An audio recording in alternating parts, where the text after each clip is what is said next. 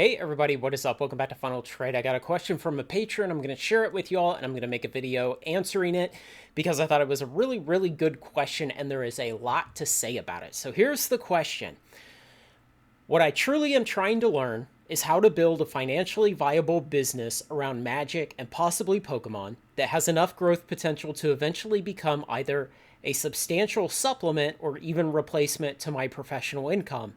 However, if I were in your position and someone just randomly asked me for the blueprint to success in this business, I'd imagine I might feel as though they don't have the determination to learn enough through experience in order to make it out the other side. So maybe I'll phrase it like this. If you were starting from scratch today, had 10 grand in liquidity to devote solely to building this business, and had 20 hours a week to devote to it, for however long it takes, what would your course of action be? How much liquidity would you devote to singles versus sealed? Would you use most of your time making content to try to develop a YouTube following and convert that into a Patron customer base? Or would you go after an initial income stream on TCG Player? What relationships would you prioritize and what products would you seek out to resale at an acceptable margin and get your business off the ground? Okay. So I like this question because it's basically like, with everything you've learned in the last 4 years of running Final Trade and building it to the point you've built it to now, if you had to start over, would you do anything differently or how would you handle it? And I'm going to say for the most part, no, I really wouldn't do a lot differently. Now, I know I went a certain way with Final Trade that is just not what a lot of people would like to do. Not a lot of people want to get in front of a camera and put their face up on YouTube. I have a weird personality where that doesn't bother me. I'm not irked out about that. I'm not worried about being doxxed. I'm easy to dox if somebody wanted to do it, but, I'm not that exciting of a person, and I don't have a lot of controversial takes that I share on this channel.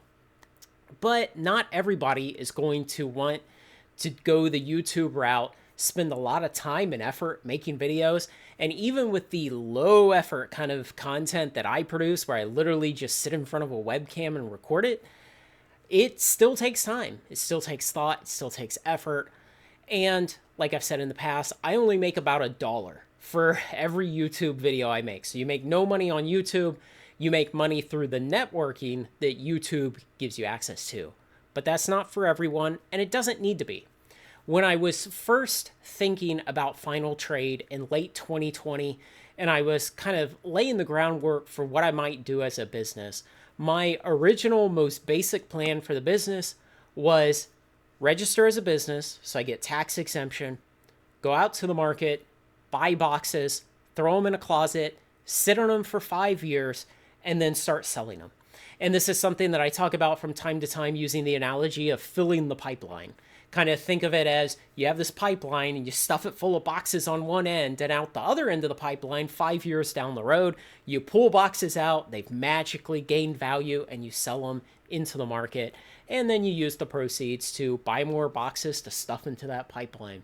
And it takes some time to get it going. It takes time to fill that pipeline and to let the product start to appreciate in value so that you can make a profit off of it. But you just have to be patient. And that still works. The most basic version of this business, and I have plenty of patrons that I have conversations with all the time who are doing nothing but that. And some of them have already started selling off some product from time to time on TCG Player or eBay or to me.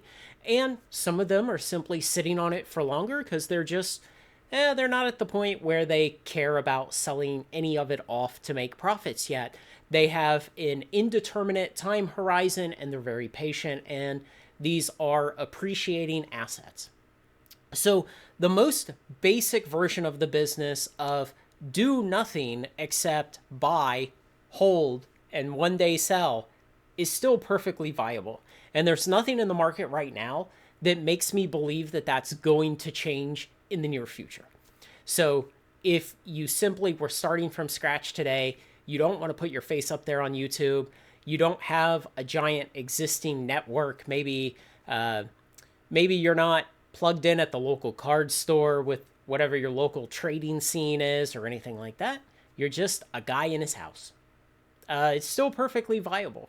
And in that case, what I would do if I were starting again today, I've got 10,000 in liquidity, I'd go out and, I'd buy a smattering of different boxes from different expansions, from different games, a pretty wide cross section, and I'd throw them in a closet. And yeah, I'd probably spend all 10,000 of that in the first week so that it could start potentially appreciating. And then I would just add more money as available over time to continue growing that.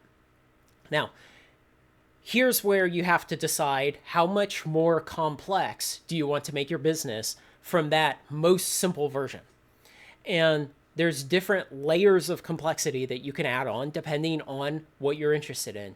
Some people like to start breaking boxes to sell singles. Generally, right now, that's a lot harder of a market than it was, say, in 2022 to 2024. The opportunities are not as great for everyone. Obviously, if you run a store, you've got great connections, distributors love you, they see you as the guy who gets rid of garbage product they want moved, you have multiple robots, you have trained staff, you have $100,000 of capital, yeah, then it's really easy to break boxes for singles and do it profitably right now. If you're one guy starting out in his bedroom, well, you don't have $100,000 of robots and hundreds of thousands of dollars of capital and trained employees and connections and a network and everything else.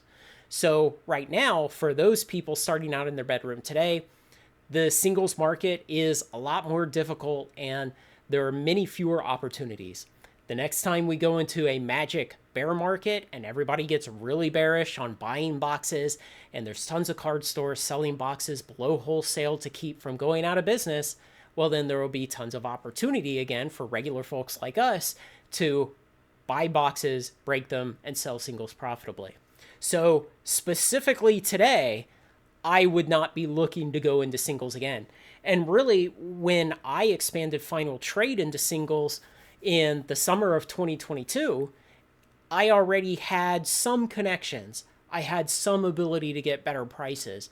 I had made some relationships and had some advantages that someone starting today doesn't have. I mean, the single most basic one is you're going to go out and probably the first day you start this theoretical business today, you're going to join TCG Player Infinite. And you have to be an Infinite subscriber for a year to get up to the 3% level. And if you're just starting out today, you're not at the 3% level. And that's another 3%. Those 3% Infinite subscriber cashbacks, 3% PayPal credit card cashback, or 3.33% eBay cashback, all those things compound incredibly when you use them again and again and again over the life of your business. But you're not going to have all those things available to you immediately right at the beginning. So singles right now, today in 2025, is probably not something I would recommend jumping into right now.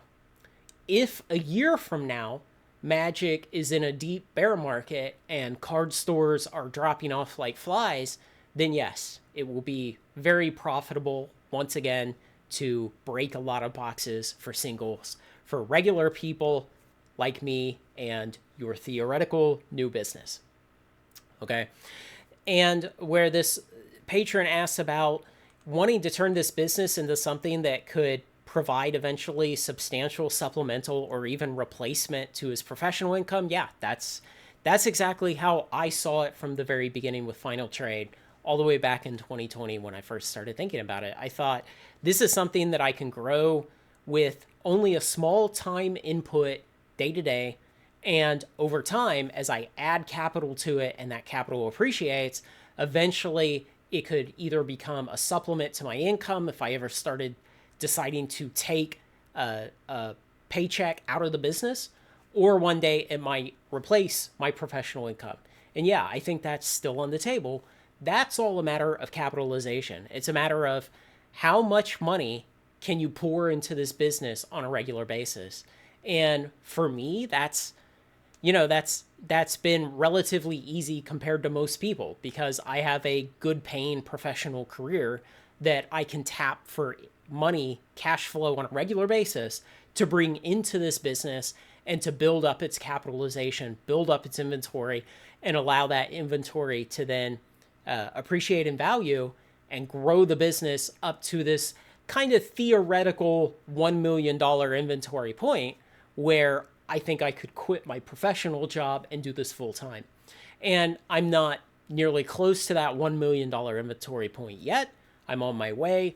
But even after 4 years of doing this, I still see that as kind of a very rough break point where, yes, at $1 million inventory and me having a mortgage and 3 kids and a wife, I could shed my professional career and do this full time. And so, yeah, it's definitely possible. Obviously, if you're single and have no kids, and maybe you own your home already and you drive a car you own so you have no debt, then yeah, that threshold of inventory capitalization required for you to turn this into your full-time job is much lower than $1 million. So he says, if I were in your position and someone just randomly asked me for the blueprint to success in the business, I'd imagine they don't have the determination to learn enough to make it. So I disagree with that. I don't feel like I'm competing with other people here. The TCG market, one, it's big. It's not monstrous like the stock market or the bond market or the real estate market, but it's big.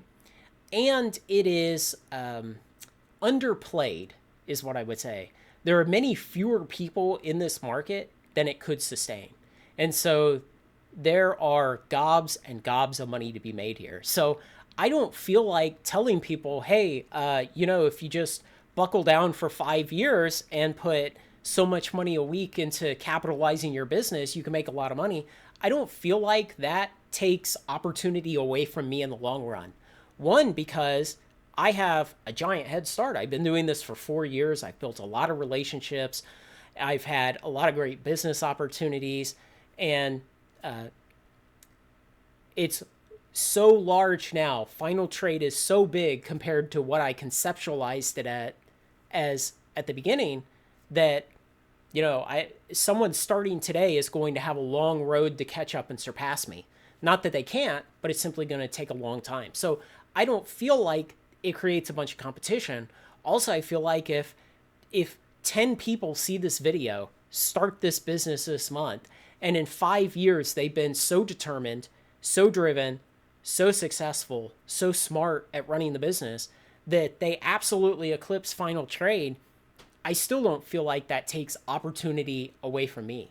These are scarce collectibles that people destroy for fun, and that's not going to change. So I don't feel any hesitation talking about the business model or anything with people. And I also don't feel like someone asking about the business model means that they're not willing to learn through experience.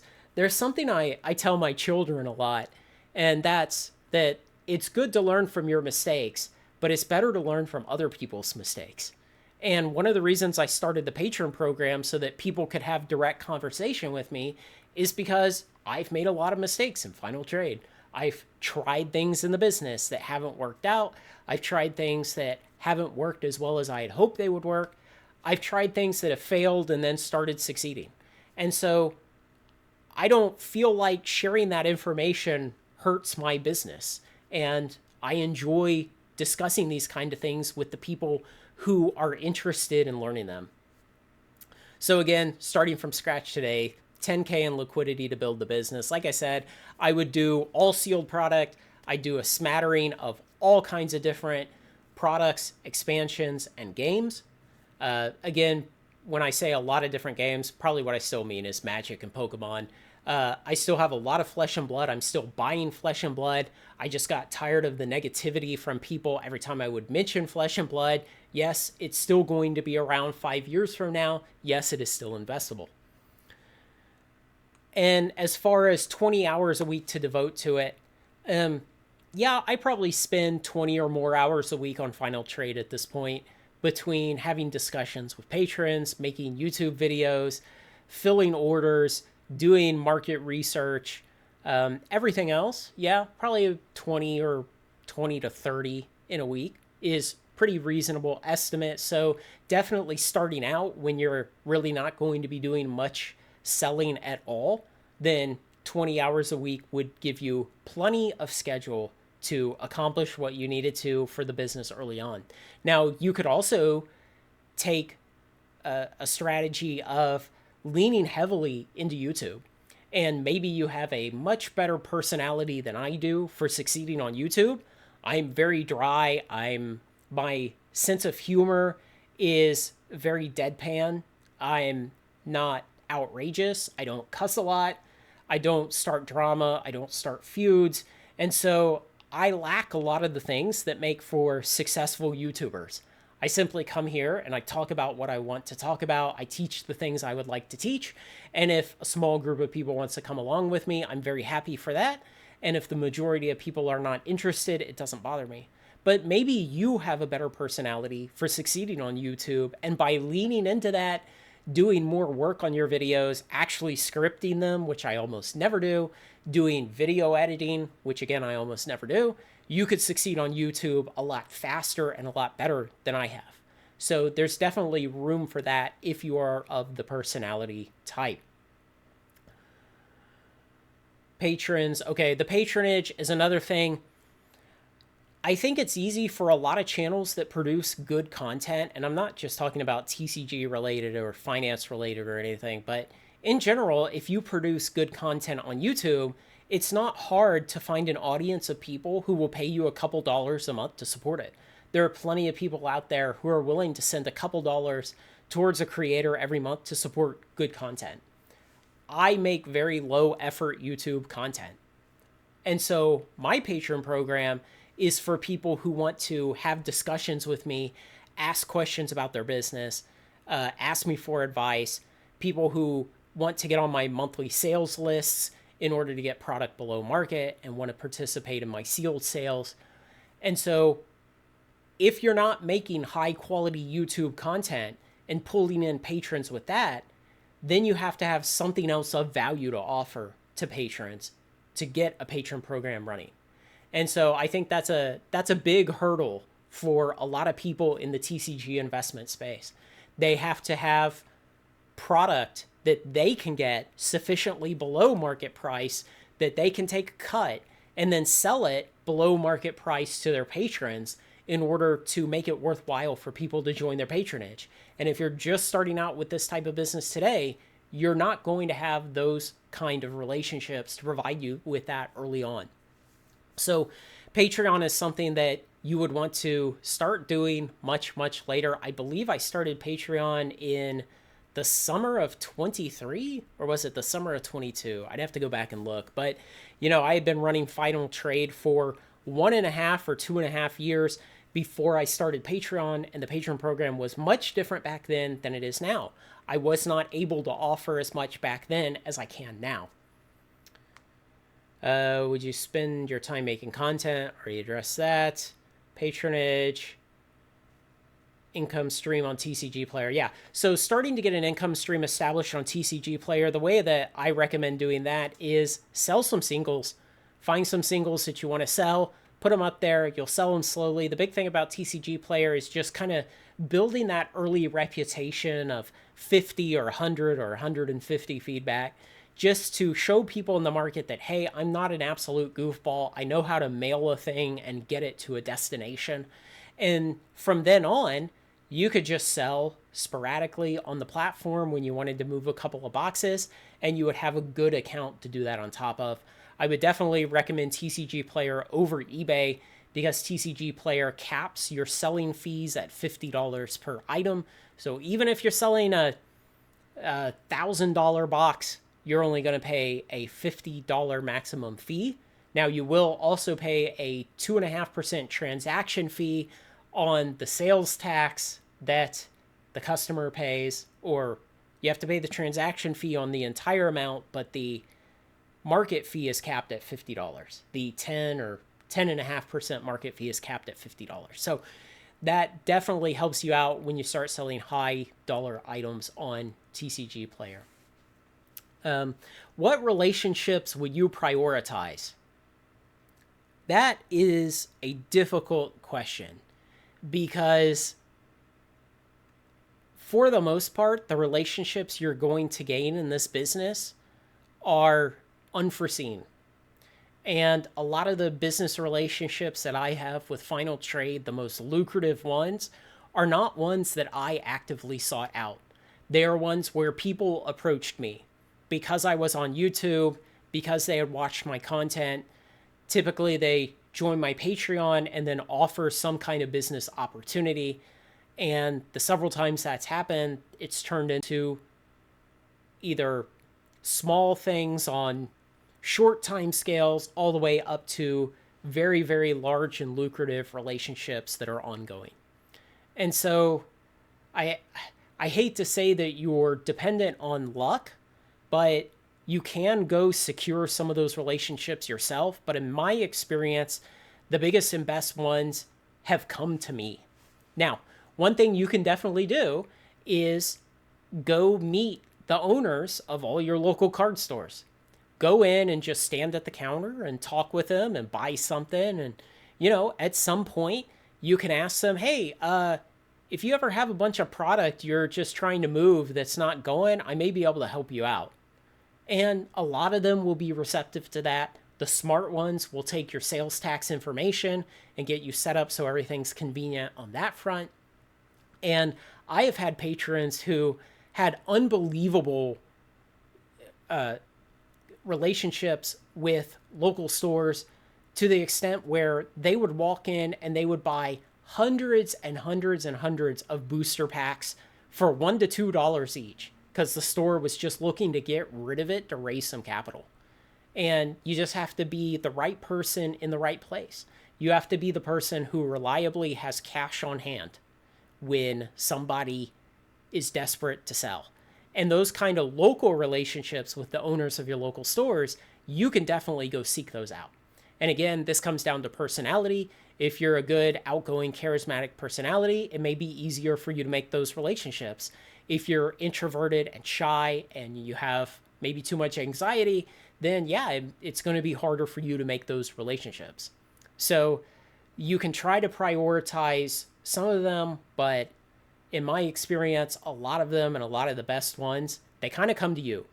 And I would like to think that in my experience, it's because people see my videos, they see my demeanor, they see my mannerisms, they see how I act, and they think, okay, that guy seems reasonable and stable and probably not a criminal and probably okay to do business with.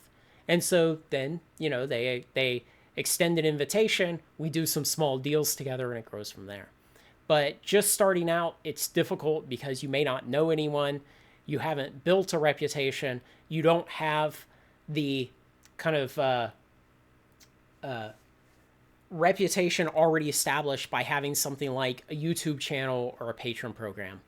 And you also don't have the other things like access to a lot of cheap product that you can sell at a discount to grease a relationship and to get somebody to trust you more to do bigger deals with you later on. So that's the kind of thing where you really have to work on it for a long time and put a lot of effort into it, and it grows over time. So if I was just starting out again here today, yeah, maybe I would still go the YouTube route. I don't know. It would depend on all the exact circumstances. I could see an alternate past where I didn't go through YouTube. I just stayed a silent guy in my bedroom, buying boxes, throwing them in the closet, and waiting, and then starting to sell them off after they appreciate a lot, and never developing any of those relationships, never doing all the extra work of selling singles, doing a Patron program, doing YouTube, and trying to grow the business bigger and faster and in more directions that way. I could definitely see having done that, and yeah, it would have still been successful. Now, I would have missed out on the biggest business relationships that I've made that have provided me unbelievable opportunity, but also I would have put a lot less work into the business. And the nice thing about this business is, for the most part, you do nothing. For the most part, you sit and wait. For the most part, you buy a product and you sit on it for years and then you sell it. And so this is a really great business if you want to try to grow it over a long period of time to where it eventually provides good supplemental income or replaces your regular career. yeah, you can do that for a long time with very little effort. Another really nice thing on that point is that if you get tired of it for a while, if you have some distraction, if you have to go take care of an ailing parent or something, and you have to take a break from this business for years, this is appreciating inventory. It's going to keep going up in value. And so taking a break from the business for a while, it isn't like some other business where your day-to-day transactions maintain a reputation. And if you have a break in time, that reputation breaks down, and then you're no longer capable of walking back in and resuming your business. This is a business that will sit on ice for years. And in fact, once in a while, my wife will kind of ask the rhetorical question of, what do I do with all this stuff if you die? And I just tell her, do nothing. Just leave it in the closets. And when the kids are old enough that they want to start selling it on TCG Player, they can do that as a hobby or to make money or as a business or whatever level of involvement they want to have with it. So hopefully that covers everything that you're interested in for the patron who asked the question. And if you have any other follow-up questions, message me on Patreon. Leave them down below. I might read them on YouTube. Sometimes I do. But yeah, if I were restarting today, it would look a lot like it does now. I think there's still tons of opportunity in this industry. And like I always say, there is always more opportunity. You've never missed out because there are always more expansions, more products, and the old products get destroyed every day. Boxes get opened every day, and that creates more opportunity in the future market for later boxes. And so I'm still incredibly optimistic on the entire future of this industry, on this type of business, and on Final Trade in particular. So let me know what you think, guys. Thanks to everyone who makes this content possible, especially my very generous supporters on Patreon. Like, comment, share, and subscribe, and join me on Final Trade.